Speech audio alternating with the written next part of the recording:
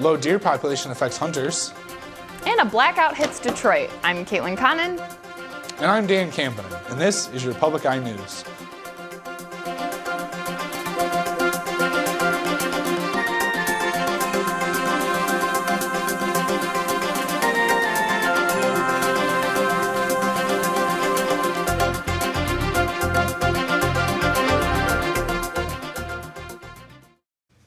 The Michigan House is returning to session today, and it will take up the gas tax hike that was previously approved by the Senate. It will also begin to consider a package of 3 bills that would increase Michigan's energy independence from other states. One of the bills, written by Representative Scott DeInda of Calumet, would relax regulations on customer energy generation while ensuring safety and reliability of power distribution. The bill would also fairly compensate anyone who buys and sells self-generated energy on utility grids. DeInda says he plans to push these bills through quickly due to what he believes is an Upper Peninsula that is in crisis mode. He believes the situation needs to be taken care of and taken care of efficiently. A recent study estimates that the growth of renewable energy would add more than $6 billion to the economy and over 40,000 jobs. The National Park Service is continuing its efforts to preserve the spread of invasive aquatic species, specifically the zebra mussel. This invasive species has caused extensive damage to natural resources and millions of dollars in eradication and control efforts. Recently, there was a study into ballast water discharge from ships, which is the primary pathway for the introduction of the invasive species. The study tested 2 different methods for treatment, the first being a manually operated system using chlorine and a neutralizer to eradicate the species. The second was the most effective, passing 2 out of 3 state and federal regulations. The process was fully automated and used a combination of filtration and ultraviolet light to eradicate the mussels. The NPS hopes to develop more methods to eradicate the mussels and prevent their spread. Detroit Public Schools had a first-hand lesson in electric current today when an outage struck the downtown area. The blackout started at around 10:30 this morning. The City-County Building, Frank Murphy Hall of Justice, and Joe Louis Arena were all affected. These buildings are fed by the old Detroit Public Lighting grid, which is slowly being phased out and transitioned to DTE. The Detroit Public Lighting Department says they have isolated the problem on the old grid and hope to have everyone back up and running soon. If you spend a lot of time near the Gulf of Mexico, you might want to get your airbags checked. Automakers are expanding their recall of faulty airbags in high humidity states. Both Subaru and Mitsubishi have issued recalls on models with airbags made by the Takata Corporation. These airbags can inflate to the point of popping and throw metal shrapnel into the face of the passenger. The original recall only included Florida, Hawaii, and Puerto Rico. After pressure from U.S. safety regulators, Mitsubishi and Subaru have expanded to coastal areas of Georgia, Alabama, Mississippi, and Texas. If you've filled your deer tag in the past 2 weeks, consider yourself lucky. The DNR has reported that it was a difficult year for hunters and last year's hard winter is to blame. Numbers around the Upper Peninsula vary and final counts are not in yet, but in Marquette, the deer checks are down 57% from last year. Muzzleloader season is coming up this weekend and it does not look promising. The DNR plans to check deer through January 9th and say hunters are not required to bring in the entire deer. They can just bring in the head with the antlers and teeth intact so the DNR can check the animal's age. The owner of a Neenah motorcycle shop and several others are suing police, a judge, and government agencies over a raid at the business in 2012. The plaintiffs are claiming they suffered emotional and psychological trauma when officers armed with assault rifles stormed Eagle Nation Cycles and raided the shop. The owner, Steven Arato, and 3 others want $50 million in punitive damages, claiming the raid was unjustified. Police believe the business was a part of a drug manufacturing and distribution operation. The raid resulted in 15 felony charges against Arato, all of which were dismissed, and Arato was convicted of misdemeanor possession of marijuana. The federal lawsuit has been referred to Arato's Insurance's defense company. And stay tuned because after the break we'll have your weather and sports. Imagine creatures so beautiful that people thought they had come down directly from heaven. So striking that the first Europeans to see them thought they could only have escaped from the Garden of Eden. Experience the splendors and compelling stories of the natural world with nature's best of birds. Wednesday evening at 8 o'clock Eastern. Welcome back for your national and international news. Authorities in Ferguson are investigating the cause of a riot last week, and Michael Brown's stepfather is in the thick of it. No charges have been filed against Lewis Head, but authorities think he may have intended to start the November 24th riot. After the grand jury released its ruling, witnesses say that Head stood above a crowd of demonstrators and told them to burn this expletive down. West Florissant Ave, a main thoroughfare in Ferguson, was engulfed in flames by the end of the night. The Brown family attorney has asked authorities to be understanding of what Head may have said, as he is only human. The Brown family has repeatedly asked protesters to remain peaceful. And the Justice Department will soon issue a new federal guideline designed to end racial profiling as demonstrations against the grand jury decision in the Michael Brown case continue nationwide. Susan McGinnis is in Washington with the latest on the protests and President Obama's plans.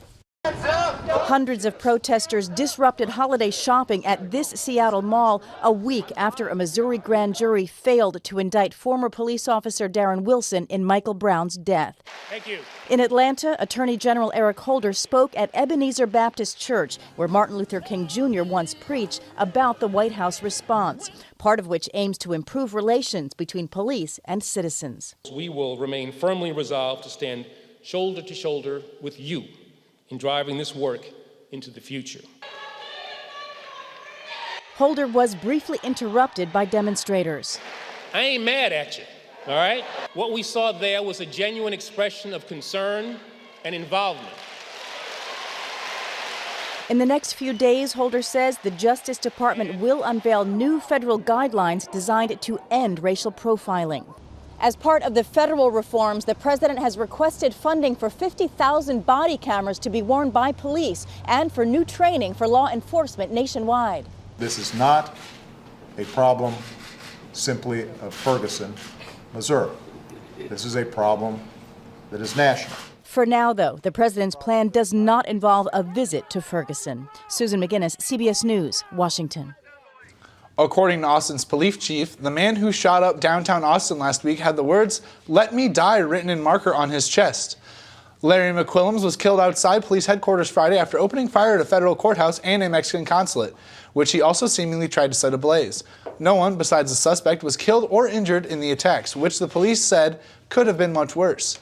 The chief said investigators found a map of 34 locations marked as targets. The majority of these locations were either government buildings, including the ones that he attacked, or financial institutions. The map even included 2 churches.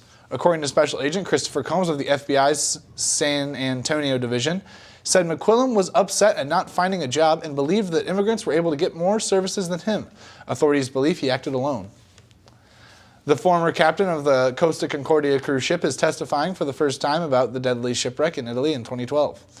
As CBS News' Alfonso Van Marsh reports from London, things did not get off to a timely start. The ex-captain of the Costa Concordia was almost an hour late for his own manslaughter trial in Florence. His lawyer says Francesco Schettino was tense as he arrived. The 52-year-old defendant testified with his face hidden inside a local Italian theater that's been turned into a courtroom. He told the court he steered the cruise liner close to the Tuscan coast in 2012 to treat passengers to a nice view. But the ship went too close, hit rocks and sank, killing 32 people, including 2 Americans. Schettino's lawyer said, "This is a trial against a good man who always behaved correctly. It was an accident at sea." Schettino faces charges of manslaughter, causing a shipwreck and abandoning the 4,000-passenger ship. Authorities arrested the disgraced captain soon after the crash. Schettino told investigators he could not help with the rescue because he tripped and fell into a lifeboat. Schettino's defense team says no one was killed when the ship smashed into the island of Giglio. They blamed the deaths on a backup generator that failed and watertight ship compartments that flooded during evacuation. Alfonso Van Marsh, CBS News. And stay tuned, because after the break, we'll have your weather and sports.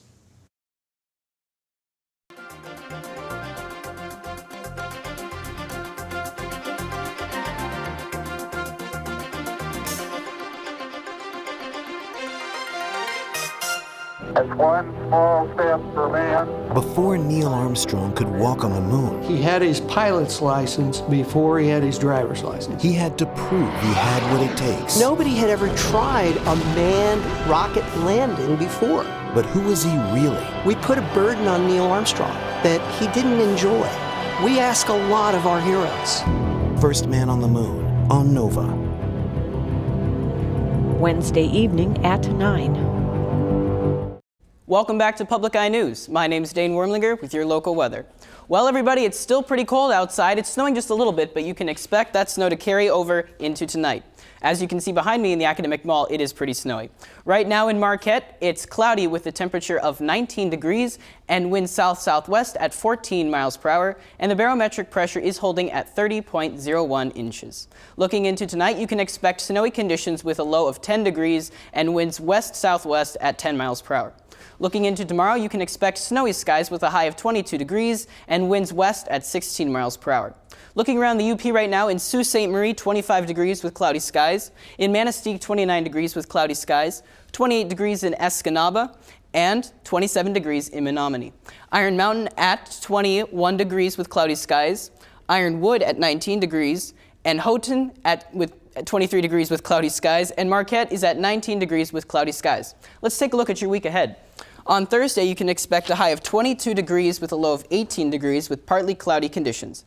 On Friday, you can expect a high of 30 degrees with a low of 14 degrees and partly cloudy skies. And on Saturday, you can expect a high of 28 degrees with 15 degrees as your low with sunny skies. Well, it looks like the snow's coming back, but I also heard Ishpeming's football team's on its way back too. That's right, the Hematites are back in Ishpeming. The city of Ishpeming welcomed back the Hematites yesterday. The high school football team returned from the state championship game to a welcome home reception filled with fans. The Hematites have appeared in 4 of the last 5 championship games. They were the underdogs in all 4 of those games, winning the Division 7 title twice and overcoming the predictions of many downstate sports writers. The city of Ishpeming is proud to have them back. Ishpeming High School principal had this to say at the reception, quote, "They're not only fantastic athletes, they're great young men. They're good students, but they are just great individuals," end quote. The St. Louis County Police Department is in headlines again today, this time for not accepting an apology. The department took offense to an occurrence on the football field on Sunday when several members of the St. Louis Rams decided to quietly protest the Ferguson shooting of Michael Brown. The players walked onto the field with their hands up, symbolizing the hands up, don't shoot gesture used by protesters. The police took offense when Police Chief John Belmar claimed he received an email from the Rams CEO apologizing on the players' behalf, but the Rams later claimed they never apologized. The Officers Association then became furious, releasing a Twitter rant and even a statement saying that the players chose to ignore the evidence released by the grand jury. Head coach Jeff Fisher made a calm statement about the players afterwards, saying, quote, "They are exercising their right to free speech," end quote. NBA superstar Kevin Durant will make his season debut tonight against the New Orleans Pelicans.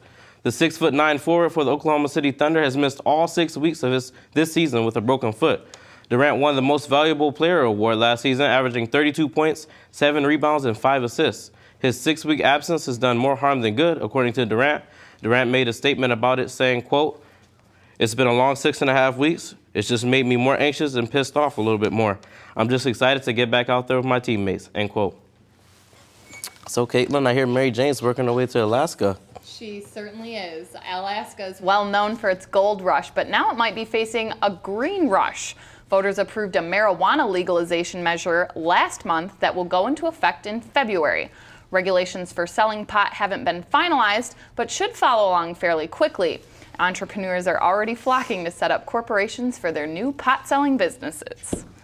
So I don't know about you, but seems like a good business venture for Alaska. Like maybe they'll make some money off of that. Might have to work my way to Alaska really soon.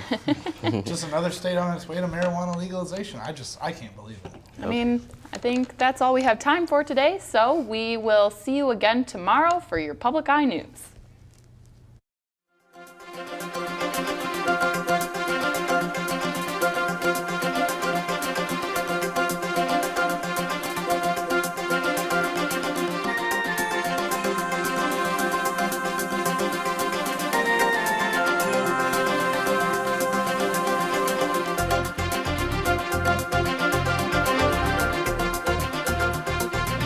preceding program was produced in studios located in the Edgar L. Hardin Learning Resources Center by WNMU-TV, Northern Michigan University Public Television.